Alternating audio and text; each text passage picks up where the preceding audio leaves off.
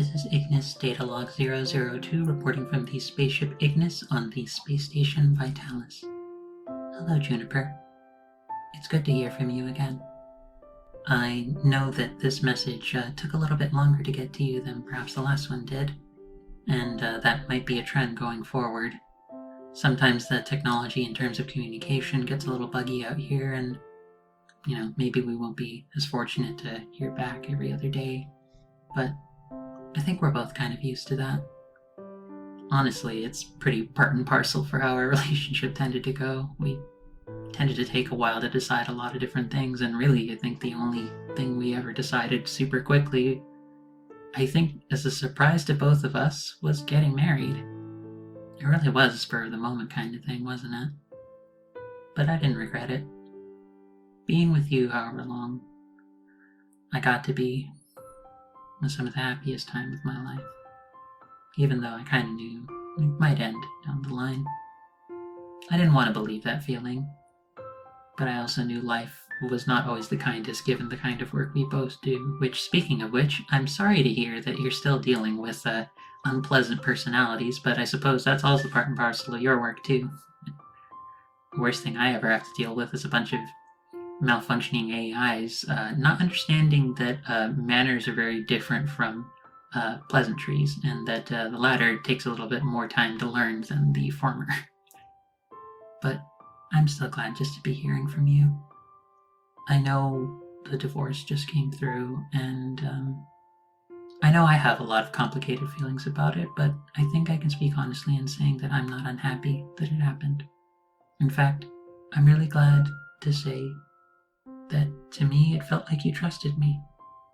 In fact, I think you still do trust me. At least enough to know that I needed to hear when it wasn't going to work for you, and maybe needed to get my head a little bit out of the clouds and understand that this just wasn't a situation that would last.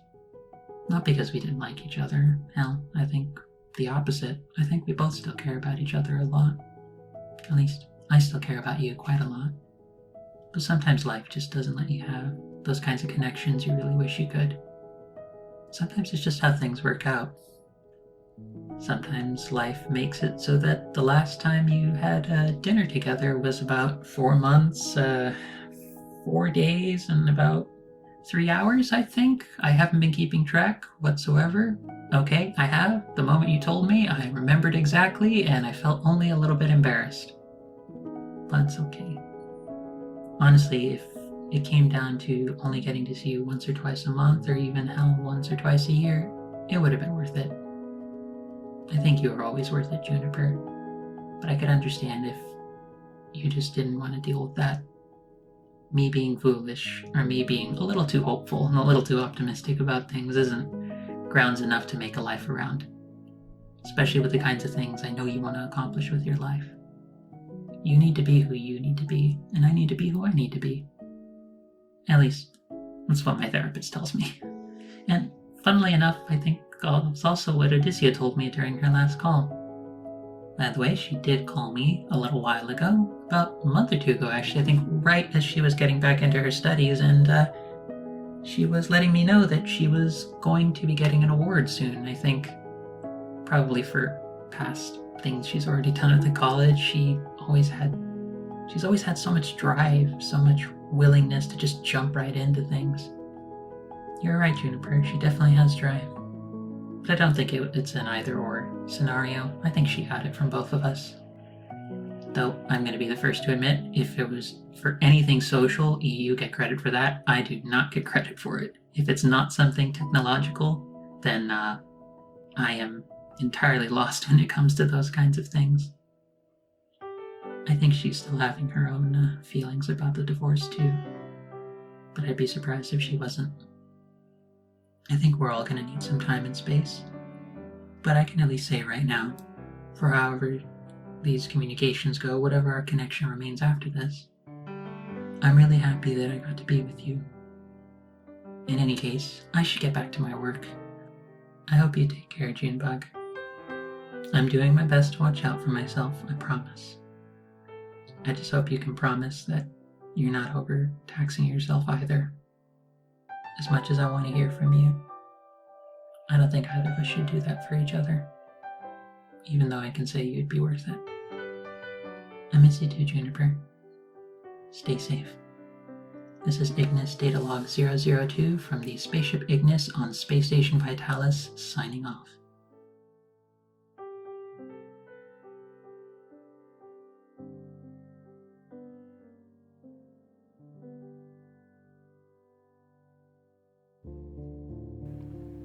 Sylvia, hi. I've tried to respond to your message several times this week. I know it takes longer for correspondences to travel the farther we go, but it wasn't that. I've been busy and something happened.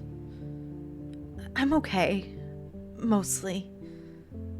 Alive, healing, recovering, but I don't know. Odysseia called to check in on me.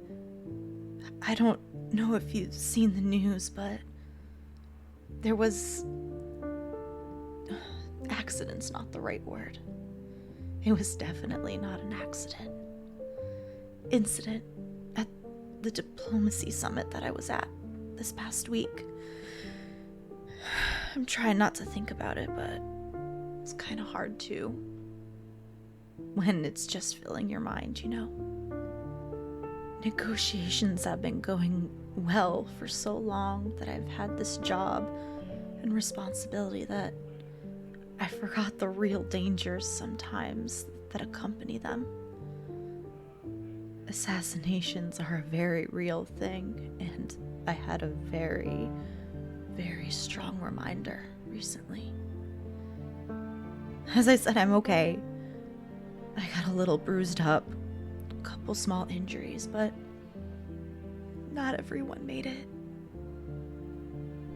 And yes, before you ask, I am seeing someone about it. The government I'm working for is definitely insisting I see a therapist, and I am. They're wonderful. But it's still hard to talk to someone new that you've never met before, who doesn't know you, who you aren't sure that you can trust with everything. It's hard to be vulnerable. And still, I'm sorry for dumping all of this on you. I'm sure it's not what you were expecting, but I had to tell someone.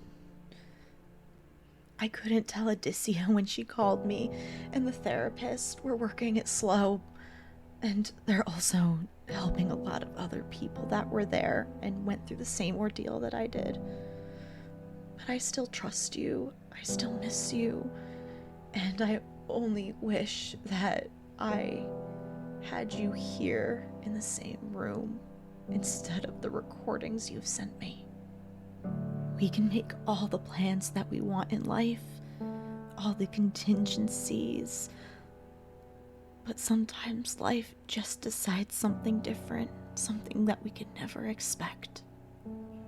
I hope malfunctioning AIs are the only things that you need to deal with, and that what happened here doesn't ripple in your direction, because I have a lot of things I need to clean up now. Everybody's on their toes and suspicious of everyone, and stopping what I do is not on the table if we want this to go away, to be resolved.